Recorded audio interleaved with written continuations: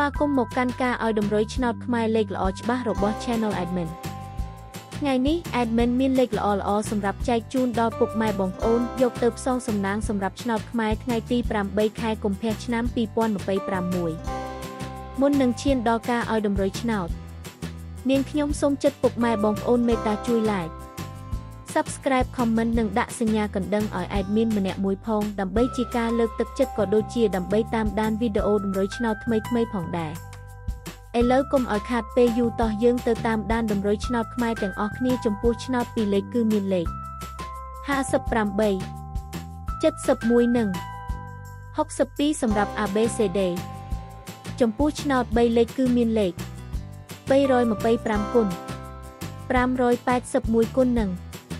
270គុណសម្រាប់លេខអូសខ្ទងគឺមាន50និង70សម្រាប់លេខអូសចាសឥឡូវនេះវីដេអូតម្រុយឆ្នោតរបស់ Admin គឺបានដល់ទីបញ្ចប់ហើយនាងខ្ញុំសូមជូនពរពុកម៉ែបងប្អូនដែលបានយកតម្រុយឆ្នោត Admin យកទៅផ្សងសំណាងជូនពរឲ្យហេងៗគ្រប់គ្នាចាក់ត្រូវគ្រប់គ្នាជម្រាបលាជួបគ្នាថ្ងៃស្